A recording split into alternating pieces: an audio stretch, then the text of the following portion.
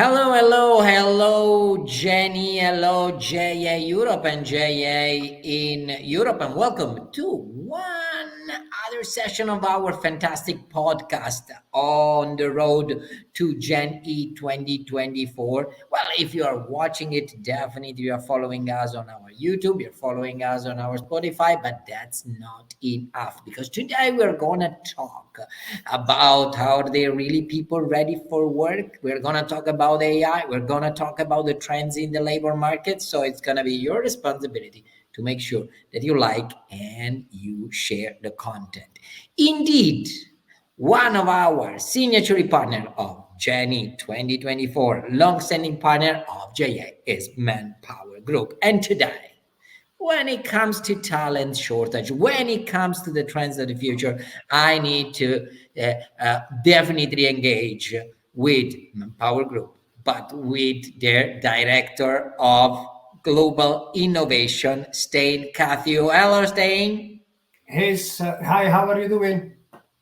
Everything well, everything good. We were just chatting with Stain, that we saw each other quite a few times at Viva Tech, right, where some of the innovation takes place across the globe, but also in Europe. And another place where the innovation can be found, Stain, is at Geni 2024. Imagine that in this moment where we're talking, 390,000 future entrepreneurs have been built their mini company of the future, and they will need to hire people in those Yeah, mini companies. So, what are the essential skills needed to succeed in today's labor market, and how do you think those have evolved throughout the years? oh, that's a very good question. And first, hey to everybody, and I hope to maybe see you at VivaTech. If your company is looking for innovation or HR tech, maybe VivaTech will be your stage at one point as well.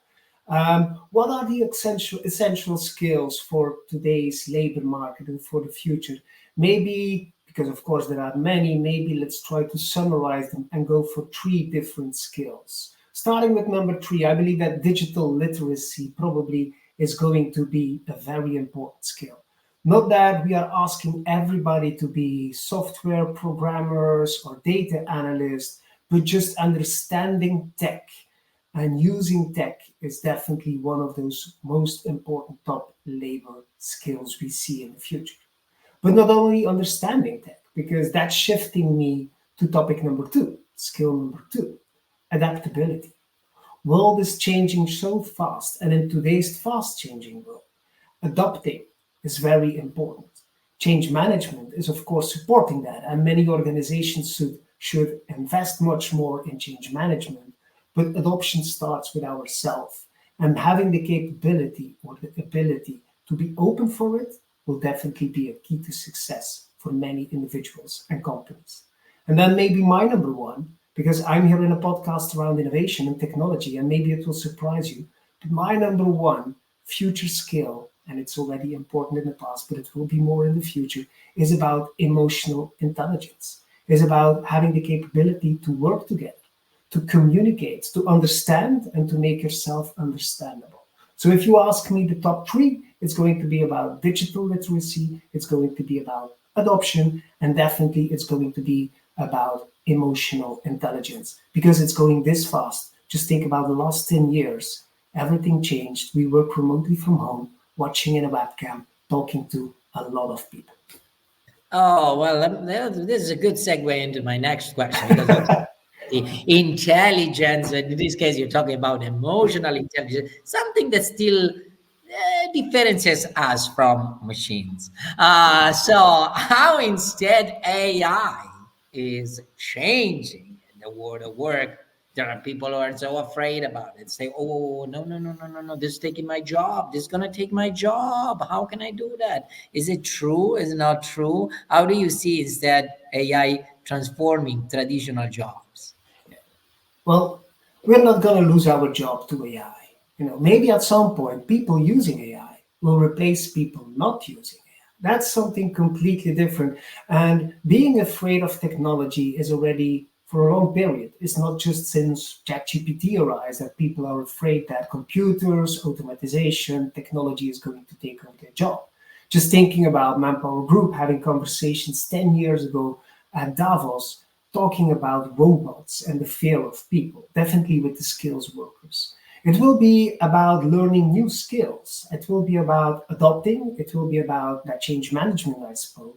And I think we truly believe as Manpower Group is helping the workforce in reskilling, upskilling, and building new skills will be the future. So stating legal people, let's give an example. If we have today 20 legal people within our organization, that role will not change. But the way that people are performing that role is going to change. Maybe it's going to be 10 using AI. Maybe it's going to be 25 using AI. Because AI has the potential to create more jobs, but it requires adoption of everybody. And that's where we want to help with, for example, Experience Academy, where we are training 10,000 people each year, or aiming to train 10,000 people each year on those technical skills. Or, for example, with our MyPath programs, where we are offering complete learnings in pathways in new roles, but as well, for example, learnings in those soft skills development. So changing roles, yes. Disappearing roles, probably not. No, not necessarily is going to take your job, but yes, No. someone who knows about AI, is using AI, might take it. So you need to be competitive. You need to stay relevant. You need to continue upskill and your skill yourself. So it's a Yes. long journey. It doesn't Yeah. exist anymore. The typical path of the past. You go through education, then you get the job, then you retire, and you enjoy life. No, you need to enjoy life every single moment by learning and by applying it into your Definitely. jobs. But there are some sectors, right, that are going to be more affected than others, some professions more affected than others. What's your hint there? Yeah, and I think if you think about first about professions, AI is there to replace routine tasks, to support us with automation. So, as you mentioned, we need to embrace technology, we need to see technology as a neighbor, but humans are still the future. I always give the same example. If you think about our business within Manpower Group, I started back in the days as a recruiter, back in 2008. And the first time people asked me to write a job description, I felt like Shakespeare. It was tremendous. I was thrilled. I could write text. I could be creative. But after 10 times performing that job, I didn't like it anymore. So, luckily, today we have AI, we have technology to replace that routine task and to automate that routine task, to again free up time for people to be human again.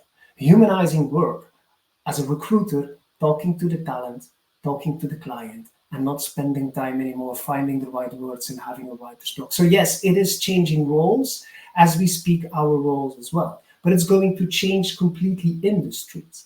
Just think about healthcare, for example, where doctors are being supported in setting diagnosis faster. Or, for example, with finance, where we see that finance and banks are using it to identify fraud and corruption much faster. Or think about retail, where we try to look on how we can make and sell things better. And also thinking about our HR industry, as I mentioned, helping us finding the right talent with the right skills, not the skills maybe they need today, but identify what skills they could have tomorrow. So that's a very important one. And to be honest, leaders are seeing challenges there because there is quite a thin line between workplace digitization, excuse me, pushing the button on digitization, on technology, but also having that humanization and that adoption into their head. So strong leadership, whether now we're looking at roles, whether we're looking at industries, strong leadership is definitely very important, and they will need to have the skills to connect humans. That's for sure. And you are a strong leader. I mean, what a nice title to have, global director for innovation. I mean, look at this. This is, where innovations happen in big company like Manpower Group. But you also, here, let me get you something off track here. You also started somewhere. What was your first job? What was your really first job? My I get first job was a recruiter. So you in always 2008, been in this business. You've always been in this business. always Huh? been in the HR business, but I spent my first 12 years in sales and operation roles. And Okay. then Manpower started to implement a new front office. And that's where my love for technology started. I'm not a Yeah. tech geek, to be honest. I don't have the latest Apple Vision Pro at home. But on the other hand, I like to understand how technology in this case, for example, is AI, is supporting people in doing a job better. So that's why my job is quite good and quite a nice job to do. That's true. And, I mean, one of the things that always interests me is every quarter getting the Manpower Group Outlook report on the skill, on the talent shortage. So we still struggle about this. Actually, numbers are getting crazy out there in terms of what employers cannot find. So from one side, we have huge youth unemployment rate, right? On the other side, employers are telling they cannot fill positions. They Yeah. cannot find the right candidates. I'm sure that they're going through Manpower Group and they find the right candidates. But a large part of employers still struggle that, right? So Yeah. how can we bring closer the private sector with the educational institution? I mean, we train 15 million young people every year, JA, in 115 countries, but still a drop in the ocean. Right? So many out there that do not go through that. Yeah. And I think it's up to us as a society, as companies, to be sure that the opportunity is there, that people can get the right skills and acquire the right skills. And I would really, you could say, advise companies not to look at the skills that they need today, but hire for the talent of tomorrow and the potential of tomorrow. Gaining, and for example, young entrepreneurs can already gain those practical experiences with going through internships, running projects, following online courses for training. I think they have the capabilities to adopt already very fast. To be honest, the young people should be disrupting the workplace, because if I take a look at my 8-year-old son, he's not afraid of technology. He's used to talk to technology. We still needed the remote control to switch the television. They just talk to it. So they already are quite some steps up front. But we as companies need to understand that maybe looking at the resume is not the right thing to do anymore. Let's look for potential. Let's look for people with a growth mindset. Let's look for people that are willing for lifelong learning and with the right emotional skills and with that adaptability. Hard skills can be learned. So I would really advise companies to really take a look and use that opportunity for young people with the willingness to move forward. And I invite all of those companies to come and discover the young people who are already building their virtual stand on the virtual expo of Jenny. Imagine last year alone, a single day, we had over 50,000 people visiting, accessing the innovation of the future. Thousands and thousands of young people are building their virtual stand, their mini company, their startup. It's a great opportunity to link up between generations. As a matter of fact, Gen E stands for the generation of Europeans who believe in the importance of education, entrepreneurship, employment. And why is that? Because no matter if you are generation X, Y, Z, you're a boomers, millennials, if you believe that those things are important, then that's your place to be, a Jenny. So www.gen-e.eu, where you can also visit the virtual stand of Manpower Group. And remember, 22nd of May, 2024, all the opportunities, career opportunities of Manpower Group as our partners for the young people, if you are already thinking about jumping on the talent. But we talked about the companies. We talked about the companies. If you want to give an advice to yourself, I will not say 20 years ago, 20 years ago, uh,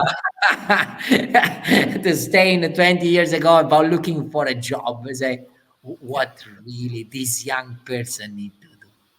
Yeah, I think we talked about the companies. So search for a good job, search for a good place to sit. But there is also a lot of responsibilities at our side. Just think about lifelong learning and upskilling ourselves. Those components have a lot of advantages. Think about job security, because the chance that you will be replaced by those robots, where many people are afraid of, is less higher if you keep on learning and if you keep on upskilling yourself. Not only about job security, but maybe also about career growth, looking for another pathway. As you mentioned in the beginning, people start at a company and they end at the company. That's over. So that career growth, could be in many other roles and in many other companies. But maybe there is an opportunity for you to also make promotion. And last but not least, why should you do on lifelong learning and upskilling is, of course, for personal fulfillment, to feel yourself good, to allow yourself in exploring new interests, to create and see new people, make new friends, and grow as an individual. So that's why I definitely believe that lifelong learning is a very young component. And that would be my task to myself 20 years ago. Hey, Stijn, try to be always with the market and the knowledge. And that I don't have an IT background. As I mentioned, I started as a recruiter. So I still need to learn every day about, for example, the impact of AI on organizations. So it never stops. It never stops. Well, we are stopping this podcast, but not the stopping, the learning from this podcast. I'm sure our audience out there has appreciated very much all those little tips that you gave to employers and to the young people. We really would like to continue this journey at Jenny 2024. We're all going to Catania, to Italy. We're all bringing thousands of people, partners coming down there to Sicily to compete, because in this moment also being part of our network is also gives the chance to young people to measure themselves, their skill, their talent, their competences with other people from across Europe and learn from that journey. Absolutely. That will end up at Jenny 2024 from the 2nd to the 4th of July. Stijn, any final remarks before we close down and we continue to ask our people to like and share on Spotify and YouTube? Well, my last advice would be keep investing, keep learning, and keep believing, because that's the most important thing you can do yourself. All the other ones are related to companies, leadership, but take control of what you own. Invest, learn, lead. That's what is going to be key differentiators. I'm sure many of our young people are going to do that and follow this advice. Thank you very much to Manpower Group, great partner of JA in Europe and great partner of JE 2024. A huge thanks to Stijn Catteeuw, Director of Global Innovation at Manpower Group.